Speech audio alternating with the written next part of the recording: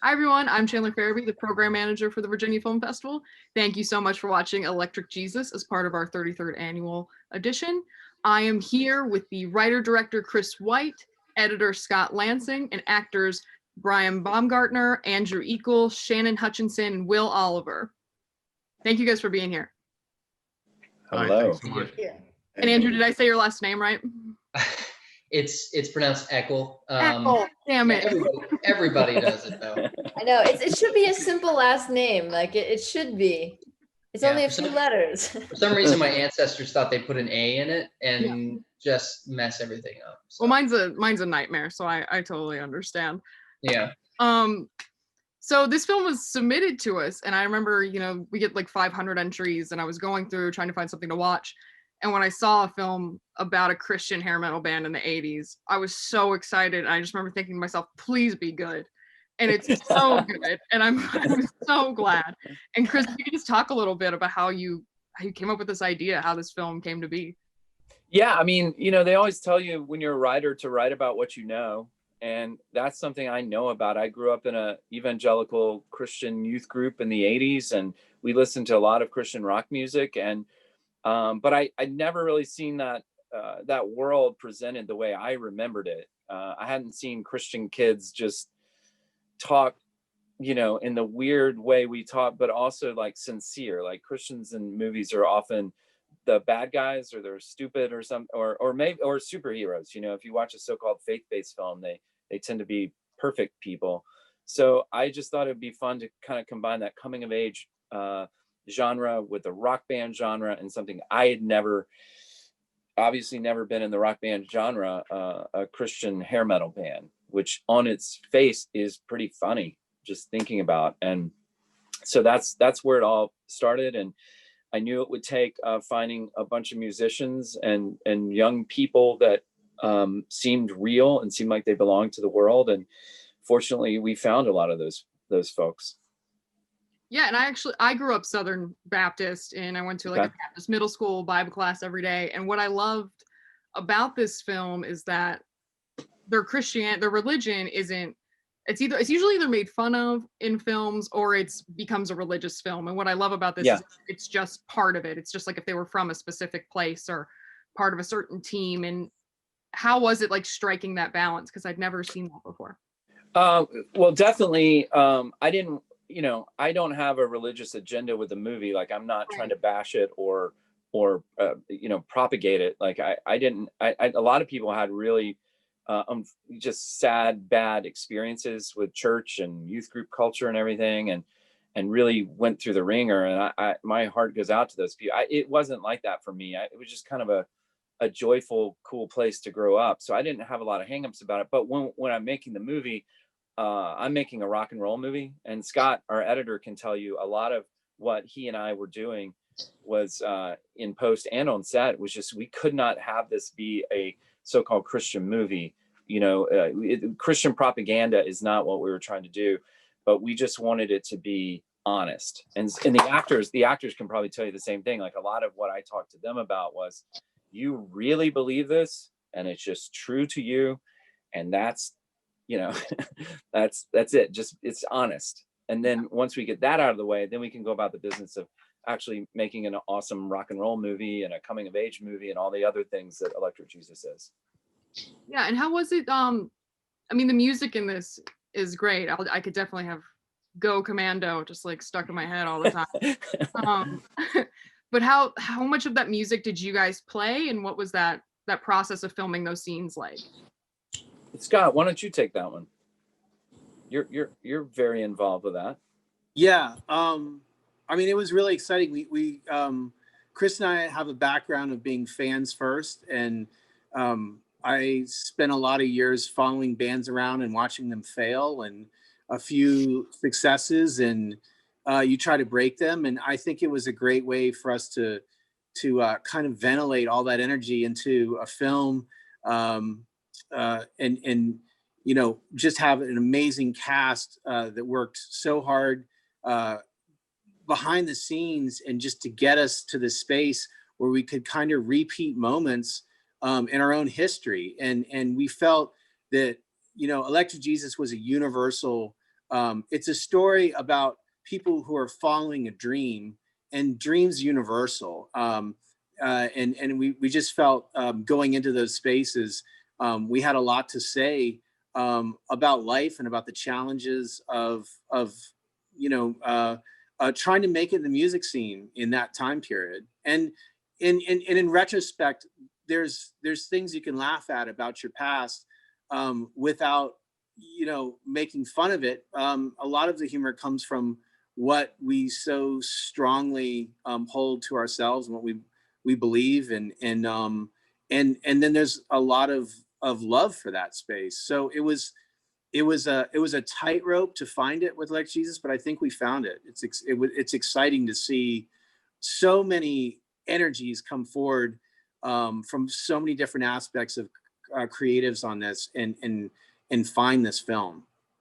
And you have an actor like fantastic actor like Mr. Will Oliver, and he doesn't play the guitar, but to watch the movie, you believe he plays the guitar, and Will can talk about how we worked that out and trained actors to do that. But Shannon Hutchinson did not play the guitar either. She learned for the movie, but she is really singing. That's Shannon's voice. And what you're hearing is recorded on the day in the room. So like all that kind of energy, like Scott's saying, the energy of the performances are coming through, just great actors doing their work, Shannon showing up and really singing that, Will showing up and really embodying that 80s kid who idolizes Jimi Hendrix and just makes that guitar, sound the way he wants to sound, Yeah. Shannon, how was that, being able to act and sing in the same film, and especially to sing live? That's cool. Yeah, I think it was super intimidating to just be like, okay, so today you're not only going to act, you're also going to sing. But I think it just made it better because it's just easier to, I guess, be in the moment than in front of like a studio mic. Yeah, it definitely was intimidating though, but it got to be like a real concert then. Can I technically say that was a real concert for me? Sure. Because I was singing in front of a big crowd. Yeah. True, and it wasn't live, and I could cheat a little if I wanted to. Yeah, were those concerts so much fun to film? They looked like, the whole movie looks like it was probably a lot of fun.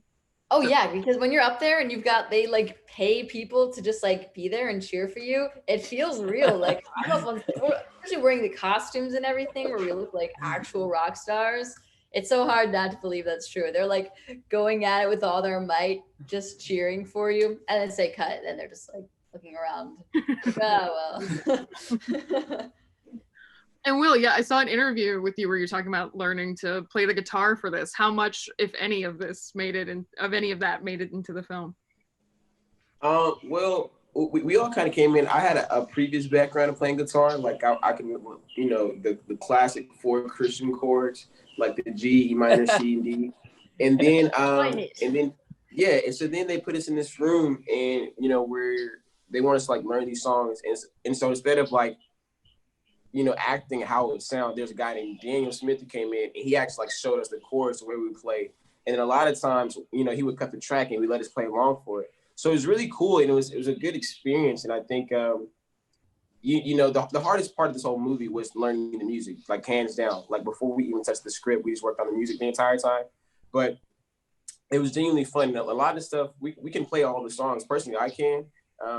But it was just fun, and just to go back and do research on how Jimi Hendrix would move. So I would play a chord, and then I would look at his stage presence and how I can capture that and transform into my own character. So that's my whole process of going along with that. But it was incredible. That's awesome.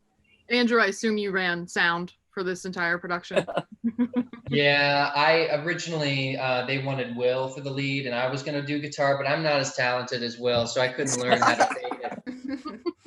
So they gave me the part that I don't have to learn anything. I used to run sound at my like for youth group growing up, but that for the most part it was just like sound up, sound down, volume up, and but like the specifics and stuff, I didn't know what I was doing. So I had plenty of people to pick and choose from on set, and just sort of raise a flag and be like, so what does this do, and what does that do, and what would I be doing at this moment, and what am I looking for and adjusting for? So for me, the learning curve wasn't that great. I got to fake most of it. But yeah, it was still a ton of fun. The soundboard they got, it was decade appropriate, which was pretty cool. That's awesome. Specifically Wyatt Lenhart showing him how to do the stuff. Yeah. Which is such a fun thing. Andrew, Yeah, you're Wyatt plays sorry. Michael. Wyatt plays Michael, the lead singer, and he's like knows how to play everything. So he was kind of like a true band leader during rehearsals and on the day of and everything. He was a great resource for that. Awesome. And he really sang too. That's really his voice. Oh, really? Singing as well. Yeah. That's great. Who wrote the songs? So I wrote the words to the songs with the screenplay, and then I handed the words off to Daniel Smith, who was our composer. And Daniel's in a band called Danielson, and he's worked with a lot of artists, and he produces music and has a real ear for melody. And he and I decided that the songs should sound epic. They should just sound amazing, but we would keep the lyrics being kind of goofy, kind of weird. But we tried to create a sound of a song like you maybe remember the songs that you loved when you were younger. A lot of times we go back and listen to music we loved as a kid, and we're like, that's not that good, actually. Like it doesn't sound as good as I remember it sounding.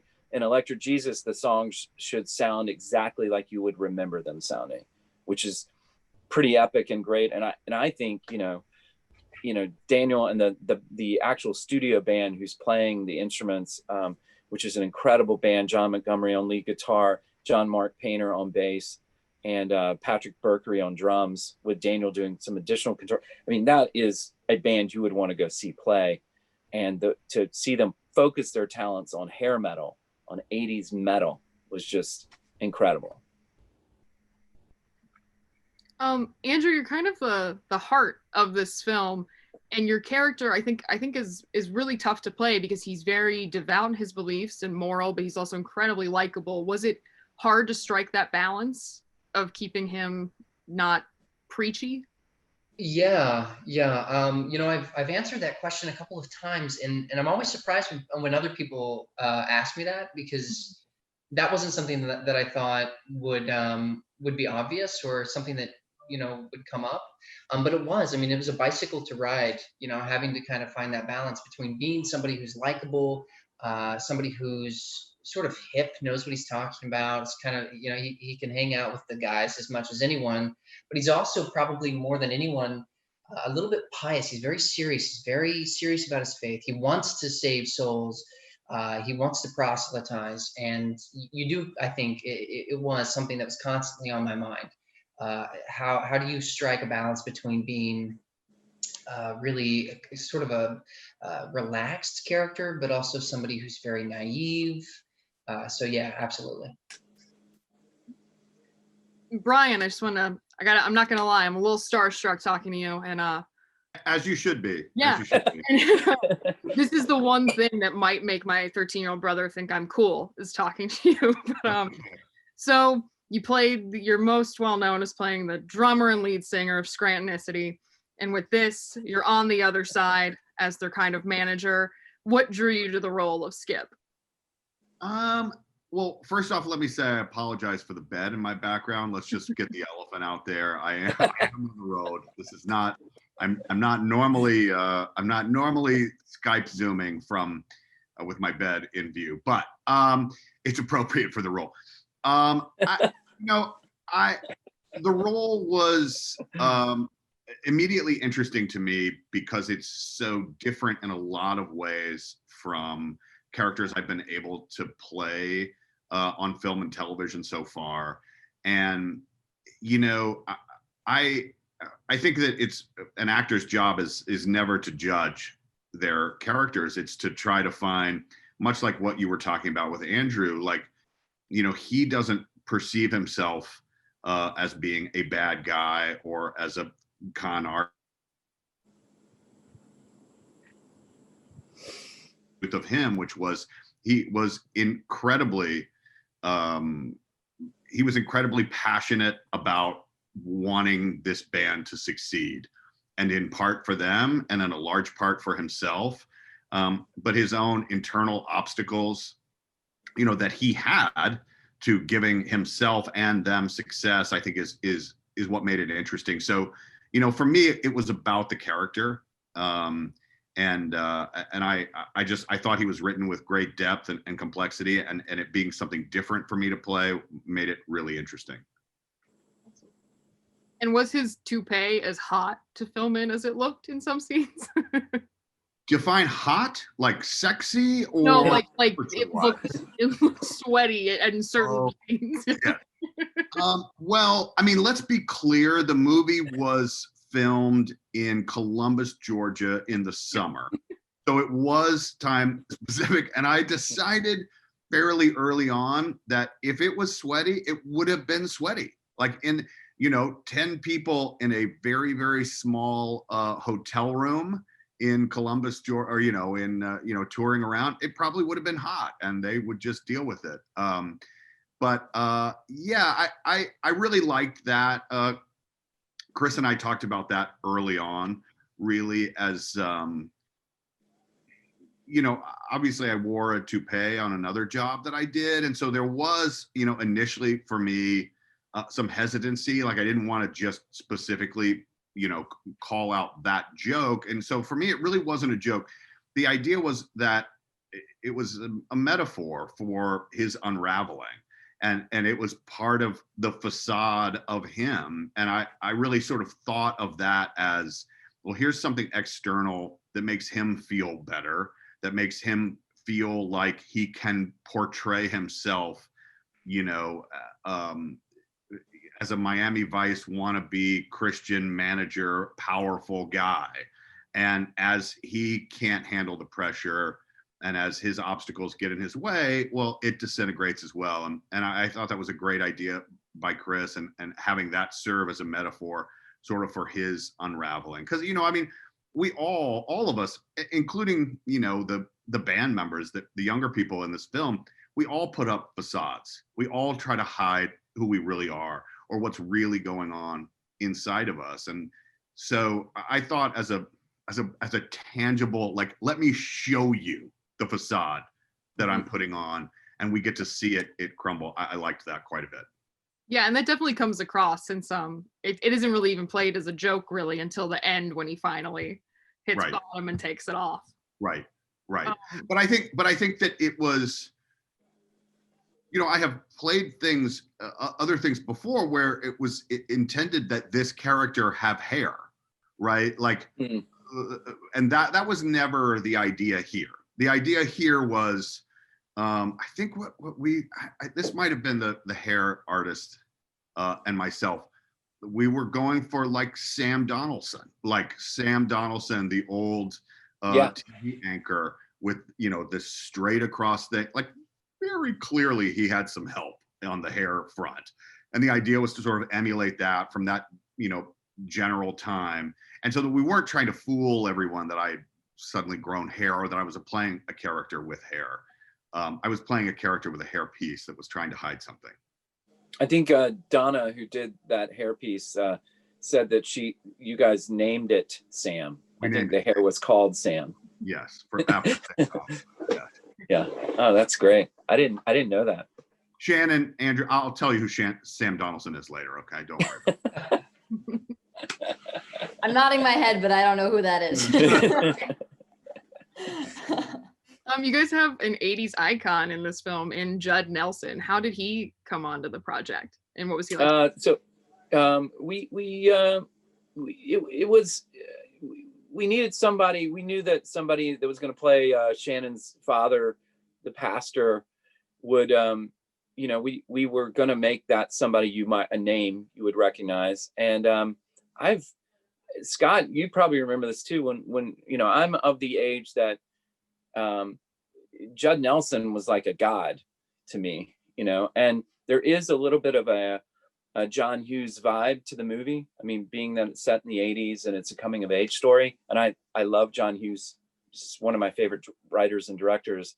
And so it just, I don't know, at some point it seemed like maybe Judd would do it, or Judd would be good to do it. And when we sent him the script, and he loved it. So, and it's very different than I think maybe anything he's done too. He's usually playing, I think at this point he plays a lot of bad guys, and I don't think Pastor Wimber was a bad guy at all. He's very devout and very serious, but it was great. And it was kind of awesome to just have him there. And it did kind of infuse the set and the film with this John Hughes feeling. And he was awesome to work with. And so that was really cool, especially maybe more to me and Scott and Brian, who came up knowing him as like an iconic actor. I know you guys have probably seen The Breakfast Club, but he was really something, and still is. Yeah. He looks like my dad, so I approve. Good casting. And for Shannon, Andrew, and Will especially, what was it like kind of getting into that 80s mindset and costume and living in that world that you hadn't necessarily grown up with? I always say that, you know, if they were to say, oh, we're doing a film about the 1800s, I would have to do some research. But like the 80s, man, modern culture is trying to bring the 80s back. I mean, I guess definitely I had to do a little bit into the more, because the movie is definitely more of a realistic, grounded 80s rather than some of the things like Stranger Things, which is more of a poppy version of the 80s. But really all it took was like a look in my mom's closet. I think one thing we all said is kind of like, I think Andrew said this last time, it's kind of like time traveling. You know, one day you're sitting in the year of 2000s, and then next thing you know, you're walking in with the old school fashion, and you see all these old cool cars, and it's really cool. I think personally for me, just a lot of research and thinking about like what was going on during that time period, and just, you know, just truly walking and like basking in the ambience of that era was just something that was so captivating and truly to see. And it was like an old school like time machine. Like 1 minute you're filming on set in the 80s, and then they call cut and it's back to reality. So it was definitely something I cherished. And Will had a hairpiece too, a period hairpiece too that he wore that was hot. I'm sure that was really hot. I had a wig, and then they found a way to like dread it up too. So it's really 2 hairpieces. And those days, like especially when we were outside in the sun, it was just it was. I felt Brian's pain, but necessarily not as bad as it might have been. Yeah, I love you can tell how hot it looks in a movie, and there's a scene where you guys are pulling over to the road in your van, and it looks hot. Yeah. You know, something about that I will say actually, which is occurring to me now, the idea in the wardrobe for my character specifically, that sort of Sonny Crockett vibe, and Chris and the spectacular costume designer as well. They had some really specific ideas about how he would look and how he would dress. And I remember the first day, you know, we had a lot of conversation about, we don't want it to be just fully a joke. And I think what Shannon sort of said is reminding me back about this point. We weren't specifically talking about Stranger Things or some of those other shows, but where it's kind of a fantasy version of the 80s. And so really not wanting it to be a joke that he's wearing the white coats and the white belts and, you know, the certain shoes or whatever, but that it is really something that for me informed the character actually, which is like, no, this is what he thinks. This is what he believes, how he believes he is best portrayed to the world, similar to the hairpiece. By wearing this is going to make him look cool and polished and get these parents to allow him to take these kids along. And then, yeah, you may wear a t-shirt on the bus or whatever, but there's a certain image there that was really tied into what he believed. And I thought that was very well done.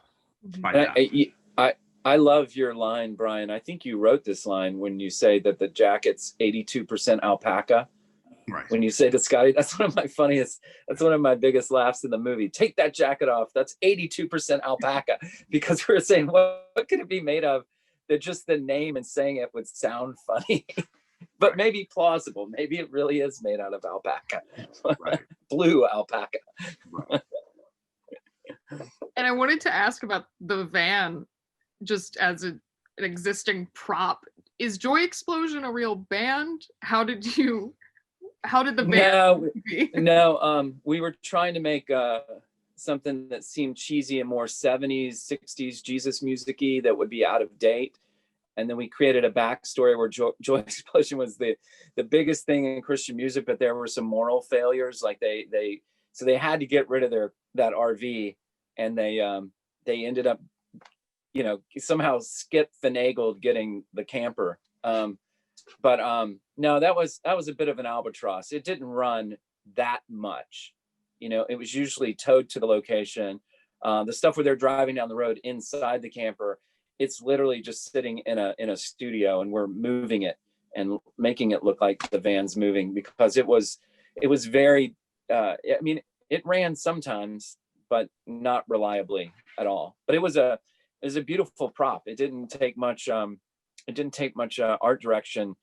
It took a deep cleaning, but then once it was kind of set, it was like you could just open it up and it was already a dressed set. And what made you it would have been easy to just kind of end in the 80s on a really clean note. What made you want to flash forward and kind of create that bittersweetness that you end on?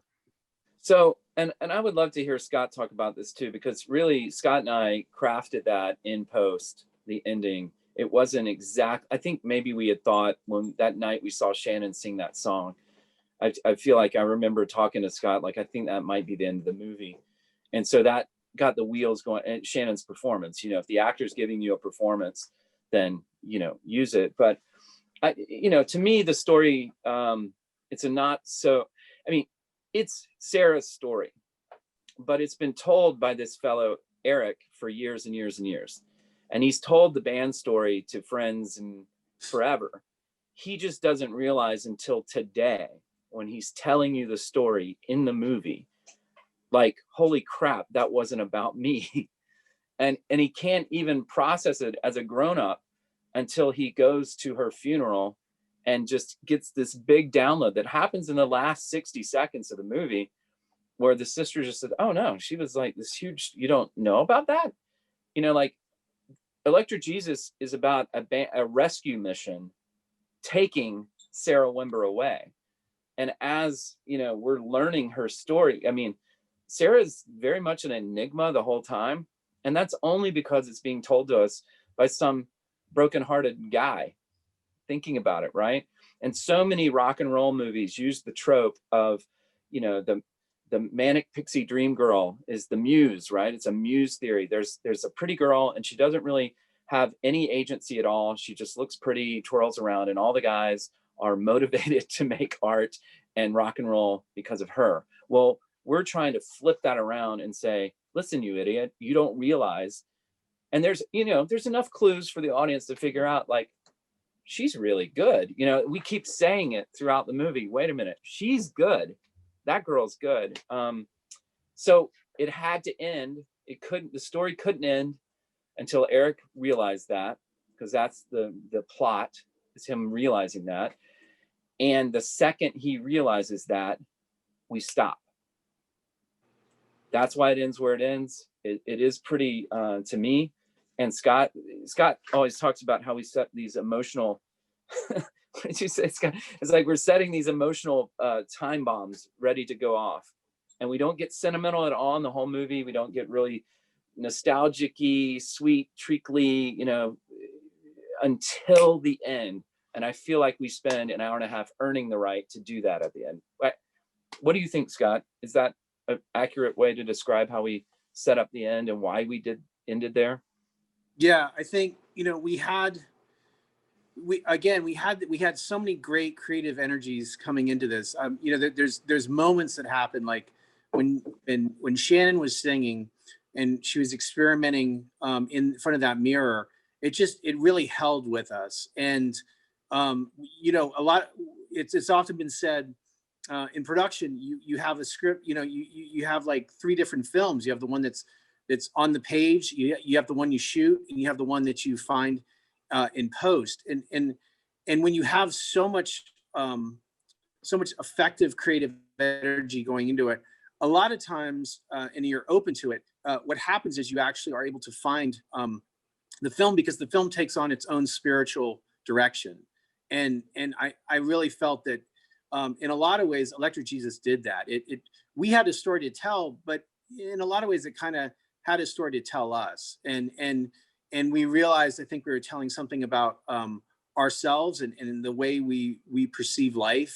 And I think we were really excited when we found that space. I mean, I think, there were parts that were maybe in different order, but all the information was there. And in that process of Chris and I going through it, it seemed obvious to us that we were going to take a chance and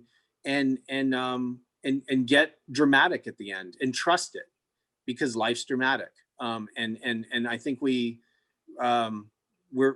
excited about that space. I think it's unexpected, and it's an indie film, and we get to do that, Yeah, I'll say this too, Chandler, with the actors. These actors, this company of actors, these 6 young actors playing the young parts, and then Brian playing Skip Wick, they really were a company in the sense of maybe a play or something. And so I still remember one very subtle point, Chandler, is when the first time we see Sarah sing in the mirror, that's a different take than the take we see at the end when she looks down the barrel of the camera. It's a different take. It's the same shot, but it's a different take. And I remember when we shot that night, that's like the second week of shooting, I think, maybe. And I remember Brian, who had wrapped for the day, going in and speaking to Shannon. We all knew that would be an emotional scene. And I still, it's super crowded.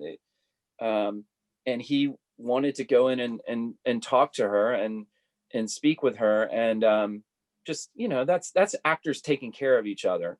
And, Brian Baumgartner is the biggest star in the movie, and he doesn't have to do that, but he does do that because that's the spirit of what Scott's talking about, these creative energies. That's all a part of that. And everybody in the cast took care of each other like that.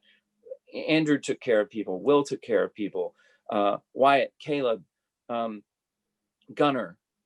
These are people that really artistically cared for each other. And I think that gives an opportunity for a director and an editor in post to like Scott's saying, go, holy crap, the movie's starting to tell us, it's telling us its story right now. And we have to join that and go with that. And I think that's why the ending is so powerful, and also special to us. We can't watch it. Scott and I can't watch the end. We all just like, let it play. I know we need to look at this, but I got to go take a bathroom break or something. Like we leave the edit suite because we get too emotional. It was a rough time. Yeah. Sure. No, and that closeness absolutely comes through on screen in that warmth. It is, sorry to interrupt you, but it something else that hasn't really occurred to me. Like, it is a unique movie in that way. Like, myself with all of them, there's some scenes where they're practicing or, whatever, but we were all there the whole time. And that's very rare, as for a feature length film, that there's so many actors there in so many of the scenes together.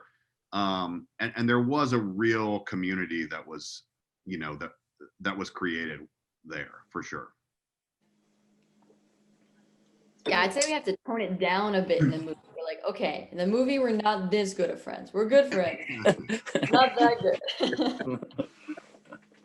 Yeah, piggybacking off of that, kind of like we were together for months. The bandmates were together for months, and so personally, I was kind of the new kid coming in, and I was kind of adapting to them, and because they've known each other for years, and then in comes this one kid, but I mean, everybody was welcoming, and everybody was so so generous and everything, and I felt like we did everything together. We stayed in the cast house together, and we would always go out to eat together. Like we always stayed together. In those times where some people were called on set and other people could hang out at the house, like we didn't do anything individually unless we're all together, and that kind of community and that kind of family aspect, it made it really easy to transition onto the film. And like Shannon said, we were like, we're a group of friends on the film, but outside of this, we're like best friends the entire time. So I think the community aspect is something that it wasn't hard to transition whatsoever.